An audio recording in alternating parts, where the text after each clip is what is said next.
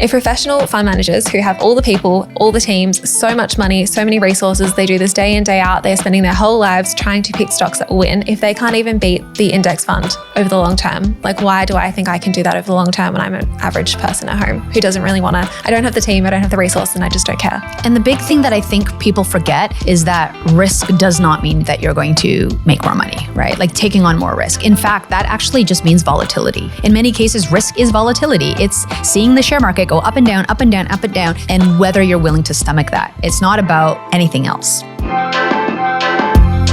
Welcome back to the Get Rich Slow Club podcast. I'm Ana and I'm here with Tash, and we're going to kick it off today talking about all of your investing questions. So we've got a lot of your questions online and we're going to answer a whole bunch today. But first, money win or loss, Tash? Money win. I've been working with Dinnerly on my Instagram. They look so good. Yes, but it's really fun to actually have meals prepped ahead. And I have been saving a lot of money, which has been really good. Like I work with them because obviously I think they're a good company and I do like the meal kit boxes. It's just nice to be forced to be prepared. Like it's really fun to scroll through the recipes and pick the one that you want. This isn't sponsored, this mention at all, but I just realized how much I've saved just having food at home. And I know that is the most basic money tip ever, but unfortunately it's true. Oh, well, my money win is very similar to yours. Bought herbs at Bunnings. And I think you know this. I've been like trying to actually garden. We've had herbs for a while. But man, we are smashing the herbs. The lettuce is coming really good. My tomato plant looks really good. I don't have tomatoes yet, but I'm very excited. Also, I got netting so that pests don't come and eat them, because there's nothing worse when you're watching a little tomato turn red and then it gets eaten. Oh, so sad. But I was going to say my big money win is just having herbs on hand all the time. Like we use a lot of parsley, we use a lot of basil, like just having that. Yes, Dinnerly gives you the little spice packets. Oh, great. Yes. So you just have the spices for the meal that you're making, which saves so much money, because I always randomly don't have the one thing that I'm looking for, and then I go buy it and then I come home and I find 3 more in the cupboard that I have. You're like, already. I have 4 cumins. Why? So much parsley. Yes. Yeah. So it's good to be able to like have exactly the amount that you need, because we go away a lot as well. So that's been really fun to be like, oh cool, I've got my 20 grams of spices and I don't need any more. Yeah. Food money wins, always a good win. I know last minute runs to the shop because I've forgotten that one ingredient. Oh, there's nothing worse. Yeah. Cilantro. Yes. Okay, first question.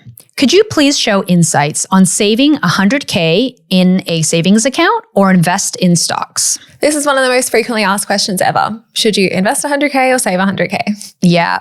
So I have a compound interest calculator in front of me. So let's say you have $100,000 and you put it in a savings account, and that savings account is at 3%, let's say, right? And that can change depending. Let's say you have it for 10 years. How much you reckon you have in there? The 10-year mark. How much? $134,000. Okay, so that's 10 years. If you have it for 40 years in this savings account at 3%, you'd have $326,000. Okay, so that's approximately. If you're investing it, we're going to estimate around 7%. So guess what you would have around the 10-year mark? You'd have $196,000. So that's more. But as we know, compound interest takes time. So guess what you have at 40 years? You'll have $1.4 million.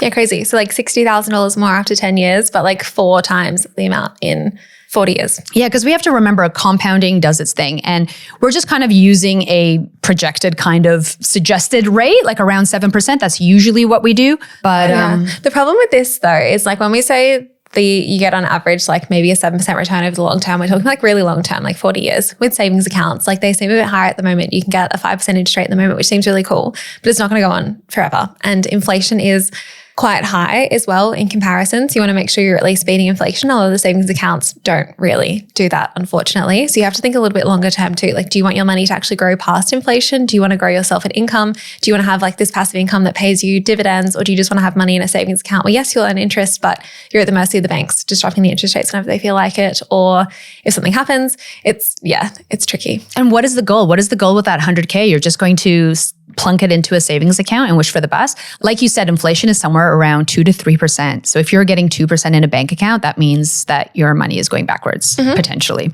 So what is your goal with that 100K? And banks aren't going to lose money. They give you interest on your savings because they are making money from your money somewhere else instead. Yeah, because you know what they do with your money, right? They lend it to someone at else. a higher interest rate. Yay. Yeah. So it really depends on what you're doing with that 100K. Yes. The real question is, what is your goal and how long do you want to have it there for? Is your goal to save save 100K because you want to buy a house in 2 or 3 years? Sure, put it in a savings account. That's great. Is your goal to build a passive income? Maybe look at it in shares instead. Is your goal to just like, you're not really sure, but you maybe want to do something with it in 20 years and retire or whatever it is? Maybe you look at shares. Maybe you put 10K in a savings account for an emergency fund and 90K into shares. It really depends. But I think we have to be asking the right questions, which isn't just like, compare saving versus investing, but what do you want to do and how do you get there? Yeah, what you want to do, what your goal is, the number one question. You then can look at the mathematical answer, which is what we just did with the compound interest calculator. And also it depends. If it's for retirement, maybe you want to look at super. Are you looking to buy your first home? Maybe it's the first home super saver scheme. There's a whole bunch of other things that you want to consider. But the first question is, what do you want to do with that 100K? Yeah. And if you just got 100K from an inheritance, go see an advisor maybe. Yeah, cool. Fun question though. This one kind of ties into it. So the question was, single 32-year-old female, new homeowner, average salary, pay extra into mortgage or invest or super or a split of all of it? Oh, the infamous question of what do I do with my money? I've got so many like this. Another one is do I put money into a home loan offset or a high yield savings account or invest? It makes me nervous. Oh, I guess like it comes back to, again, the same question. What are your goals? The nervous one is an interesting thing. Is that because you don't understand investing or you don't understand how money works specifically in like the financial system, and therefore you need a little bit of guidance of like, what does it look like in a bank account versus investing versus your super?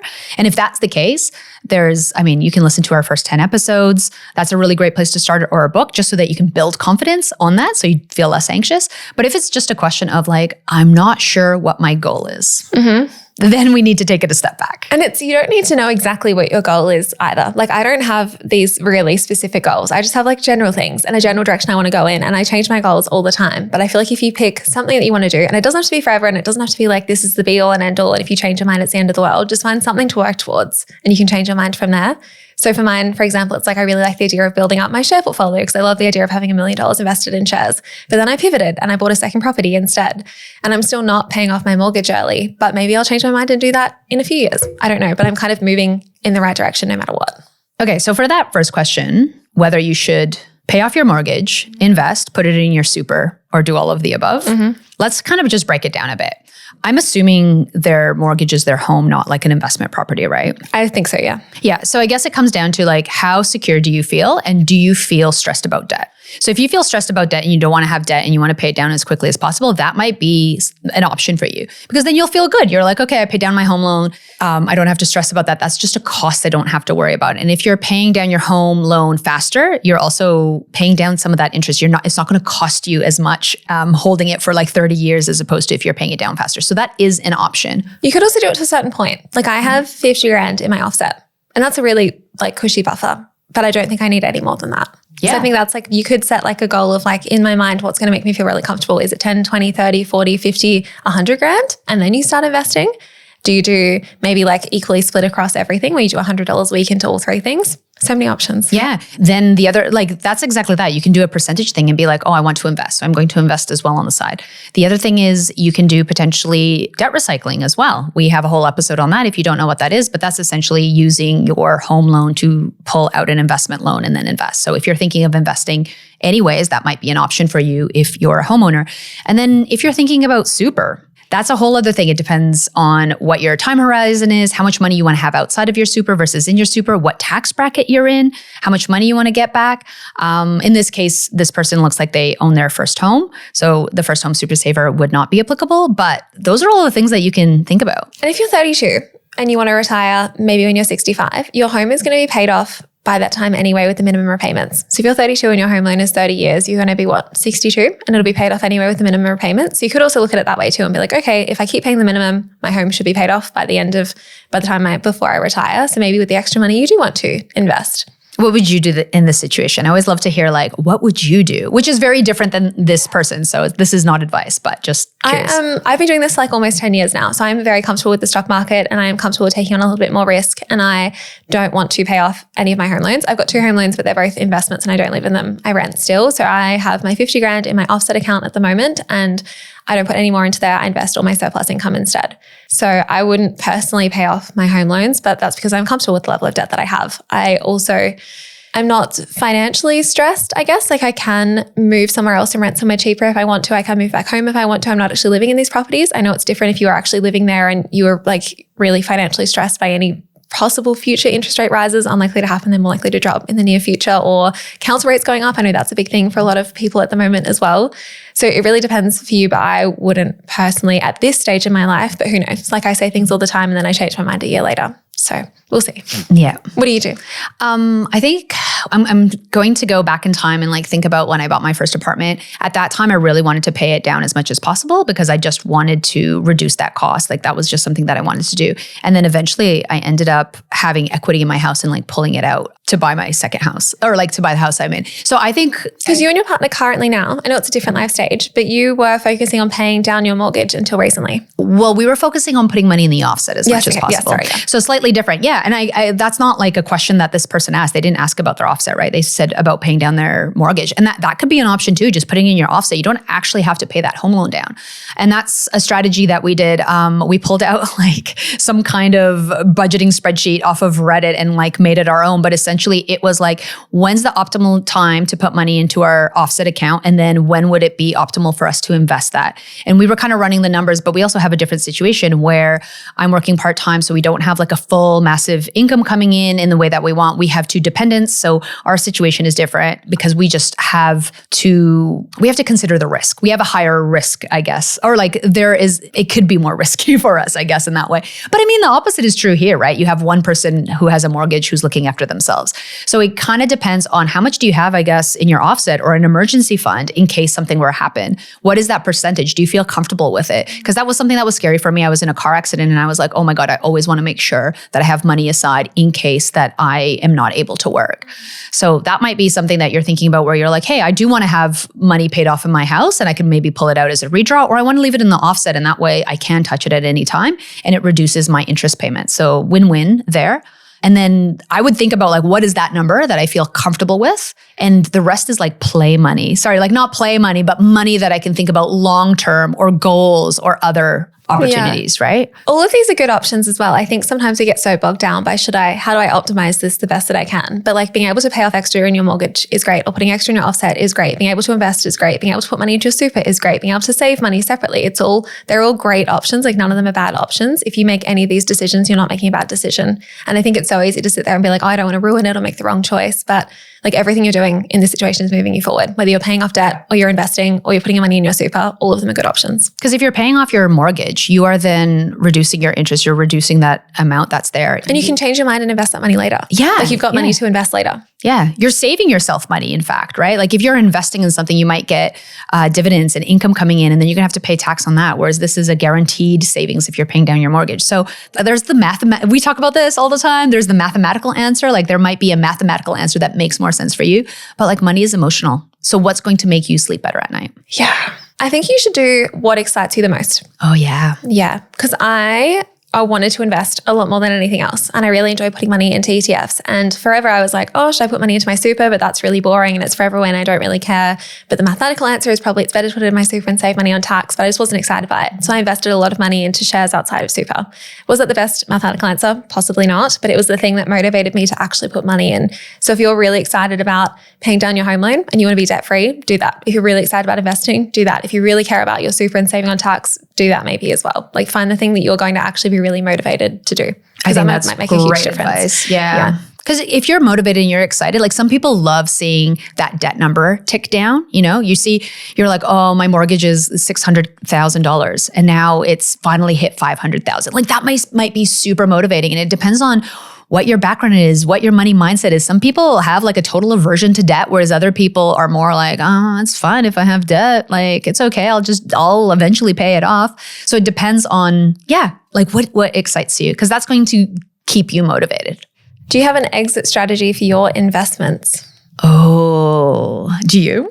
I understand how it works. So theoretically, yes, there would be one, but no, not actually personally. I'm not thinking this is exactly how I'm going to live off my money. Like it really depends, I guess, what happens in the end. But like yes and no, I guess. So for example, I've got money in shares. So it'd be great if I could just live off the dividends. That would be amazing. It would be great if my properties were paid off and I could live off the rent as well. But I also understand that you could sell down some of your shares if you need it as well. I probably will always be working unless something happens to me health-wise. My granddad is 88 and he still works as well and still has his own business. And I just think that's kind of, I see that life for me where I'll always have some kind of toes dipped in some kind of work. So yes, I have a strategy, but it's not like a proper optimized strategy because who knows what it'll be like for me in 30, 40, 50 years. Yeah. We talk about our exit strategy quite a bit. I think like I'm already kind of living my ideal life at the moment. Like I'm working part-time. I'm doing like what I love. I get to hang out with the kids. I'm like, putting around and doing gardening and like things like tomatoes. Yeah. Watching the birds and the minor birds. Like I'm kind of loving my life. My partner, on the other hand, is working full-time and I don't think that's the ideal state. So we often talk about like, how can we adjust this a little bit? One of the reasons why we decided to debt recycle was because of the exit strategy. We thought it was easier to get to the point where we're investing and we're living off of dividends or we're selling off our investments in order to live off of it. That would be easier to do than going down the property route. We thought like if we could have purchased an investment property, but if we did, then it would have been like a situation where it makes more sense to buy more in negative gear and like play into that whole kind of plan of like having multiple properties to kind of pay down. But then we would have to sell a whole one at a specific year. There's a big capital gain hit that would happen at that time. What if it was the wrong time? That wouldn't be ideal. So we purposely built our investing strategy around investing predominantly as opposed to property. Investing in shares. Yeah, sorry, investing in shares specifically because of that exit strategy being able to kind of work down. I think I've always had it in the back of my mind where I want the flexibility. So I've built my investments where it does have the flexibility. Like, yes, I have 2 properties, but I also have a large amount in shares. So there is that flexibility where I could live off my shares for a while before I had to sell down any property in the future. So I think it's, you can have a strategy, but you can also just leave it a bit more open as well and make decisions where you're not locking yourself into one thing too much, which is a lot harder if you're trying to buy your first home at the moment. And I know you really have to overstretch yourself in some circumstances, but just keeping it in the back of your mind is also something you can do. I think we're further on in our investment journey potentially than some people. So if you're at the beginning of your journey where you're like, oh, should I buy a property to live in or an investment property or should I invest? I don't know which route. Like, do I need to think about my exit strategy? The thing is, like, in time, you can always adjust things. Mm-hmm. I don't have that first property that I bought. Like that doesn't exist anymore for me. I sold that. Yeah. And guess what? Like life can change and maybe I won't live in the property that I'm in now. Life is going to change so much between now and when I retire. For sure. Like, it's so different already in the last 5 years. Yeah. And similarly for me, and I'm further in my life and closer to retirement. And that'll probably change for me too as my kids get older or as my parents get older. Like there's a lot of those considerations that come into play. Like, where will I live? What will I do? Yeah. I think as long as you're making positive steps in the right direction, things will work out and you will learn more as you go and you'll optimize as you go and you'll like gain more knowledge. But I think if you make a bigger mistake earlier on that sets you back, like maybe I had some friends in Perth who bought like really expensive cars on car loans and got locked into paying those off. And that really set them back financially like 5-10 years, just watching them struggle with that and regret it because they couldn't sell the cars for the amount the car loans were anymore. Those kinds of decisions are quite detrimental initially and you can always work past it. But I think if you're always making positive decisions, it doesn't really matter what kind of direction you're going in, whether it's property, shares, whatever it is, as long as you're not making one of those bigger mistakes and you're stuck paying off a car that you can't really sell to cover the loan. Like you can fix those situations, of course, if you're in that situation. But if you focus on not doing those things, then I think your life will work out. Yeah, I agree with you. And there are people who get set back, like, and that is a really hard place to be. But think of how resilient you are once you do, right? Yeah. Once you pay off that debt or you get out of that situation, right? Because people have also bought property that has depreciated. Yes. And then it's not just like $10,000, it's like hundreds of thousands of dollars that you're now on the hook for, which is really, really challenging. Yeah. And that might change your whole trajectory. That might be like, I will never invest in property again. I have friends who have done that and were like, I will never touch property again because I've learned from that experience. But you're just a wiser person now and you're going to make better decisions. So you don't have to think about the end game. You can always pivot and change. And guess what? Maybe one day you turn back to what taught you, like whether that bad experience and be like, hey, now I feel that I have the confidence to get through that. Yeah. And if you're listening to this and you haven't made those decisions yet, like just keep it in mind. Like when I'm not trying to talk down on people who have made those decisions because we make the best decisions we can with the knowledge we have in the moment. But if you're lucky enough to be listening to this now before you've really made any big financial decisions, then you're in a great position to make more positive ones that don't set you up to a lifetime of paying off cars or things that don't really appreciate in value. So anyway, what I'm saying in all of this is it doesn't matter too much. Don't stress too much as long as you're making positive steps along the way. Love it. Yay. You were chilling with ETFs. Do you plan to invest in more aggressive growth stocks? Oh, what are your thoughts? So shares are considered a high risk investment and ETFs are just a fund holding a lot of shares in it. So ETFs are also considered a high growth investment when they are 100% shares. The more conservative investments are things like bonds and cash, and then shares are considered high risk. So I find it very interesting when people think ETFs are like safe. Yeah. Like, yes, they are safer because they are diversified, which obviously reduces the risk when you're diversified across different industries and countries. But a high growth ETF is still a high risk investment. Yeah. And it's still a growth investment. That's what I thought of first off. I from memory, you invest in DHHF. Yes. And that is one ETF that is all growth. All growth. Yeah. All growth. Yeah. Not even high growth. That is all growth. Yes. And that in comparison to VDHG, is it VDHG? VDHG is high growth because there's 10% bonds. And then there's like the one before that. So VDHG is the Vanguard high growth. There's also Vanguard growth. There's Vanguard balance. There's Vanguard conservative, mixed funds, whatever it is. And they all have like different percentages to bonds, cash, and shares. Exactly. That's my point. My point is like the first thing I thought of is like you invest in a high growth ETF. So that is essentially what you are doing, what this person is asking, versus you can invest in ETFs that have more bonds or more cash in them as well, or a bit more balance. So it depends on what ETF you're investing in. And more risk does not equal more growth. Yes. Yeah. That's the big one. Yes. Sometimes it does in terms of like there's more risk in shares compared to cash and bonds. So yes, there is more risk there, but it's taking on a certain amount of risk. But just going to pick one random stock and increasing my risk there does not automatically mean more growth. Like the highest growth companies in the world are in some of these ETFs. And we have to remember that past performance is not an indicator of future returns. Yes. And what that means essentially is just because something has turned around 20% for the past year doesn't mean that they're going to do it for the next 10 years. So in answer to the question, I am chilling with my ETFs, yes. They are high growth and there is risk associated with them. And no, I'm not going to go stock pick just to increase my risk for fun when there's no reason for it. Like if I don't see how it's going to actually grow more than my ETFs, I don't see the reason in going to do it. Maybe you understand the industry better and maybe you really care about analyzing stocks, so you might go and do that. But for the average everyday person, most of us don't have the time or the energy and we don't care enough to pick individual stocks, or we just don't know enough. I've got a question for you. Would you buy an individual share? Not right now. No? Just why? What's the point? Yeah. I was just asking. What would I buy?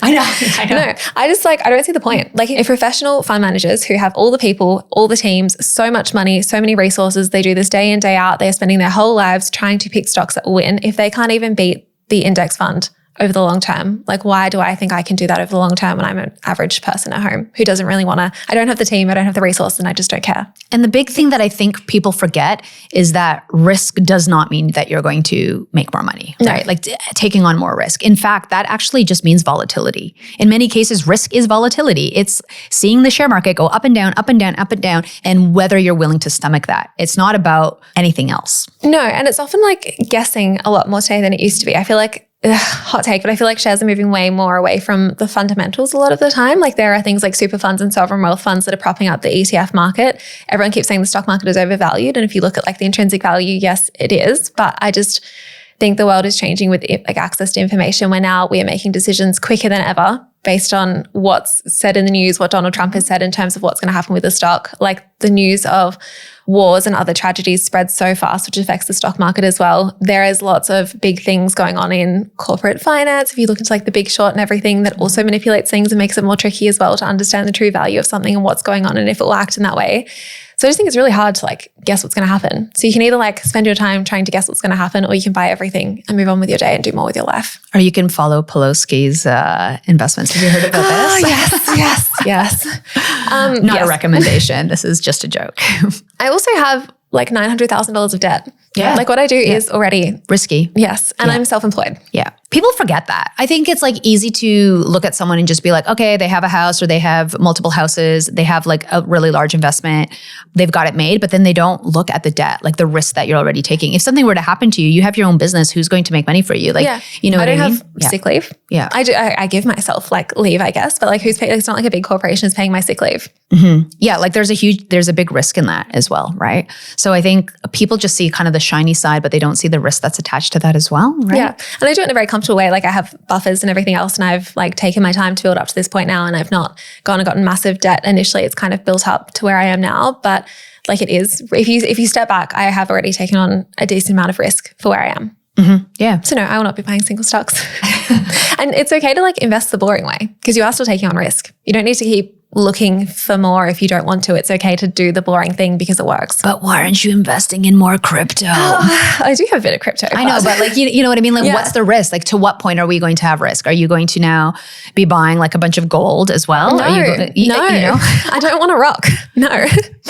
No, I just don't, like, we don't have the time. Who has time to be experts in crypto and shares and property and gold when people who are actually experts in this area can't be that good of experts at it? And all you need is one little tweet to change the whole thing. Like we have to remember that the share market isn't the economy. Like they're separate things and it becomes volatile based on news, based on investor sentiment, based on Reddit. Yeah, based on Reddit, based on what's happening in the world. And so that can change. So why would you take on more risk if you need to, if you're already comfortable with what you have? And at the end of the day, if you're just doing 1% better, like you're just smarter with your money, you're learning more, you're doing things, why do you have to go all in on something? I would probably invest in an individual share if I worked in a really specific industry again and I could see things happening in the industry and I had really deep insight into it. So maybe if you work in health tech, maybe you would then want to invest in companies because you really know about that area. But as an outsider now, I don't know enough about any of it. So no from me. Fair.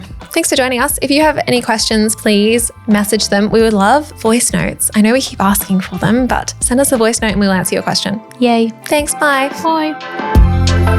Thanks so much for joining us. If you found this episode helpful, please rate us 5 stars, write a review, or share with a friend. If you're new to investing, make sure to listen to our first 10 episodes. Follow us at Get Rich Slow Club or Tash at Tash Invest or me at Ana Cristina. The Get Rich Slow Club podcast is a collaboration between Tash Etchman from Tash Invest and Ana Cristina from Perla.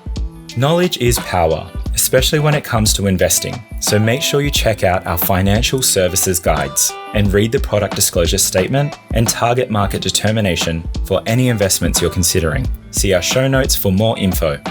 Any advice is general and does not consider your financial situation, needs, or objectives, so consider whether it's appropriate for you. This show was brought to you by Natasha Etchman, who is an authorized representative 1299881 of Guideway Financial Services, AFSL 420367, and Perla, who is an authorized representative 1281540 of Sanlam Private Wealth, AFSL 337927. The Get Rich Slow Club acknowledges the traditional custodians of the land we record on. From coast to coast, across land, waters, and communities, we pay our respects to elders past, present, and emerging.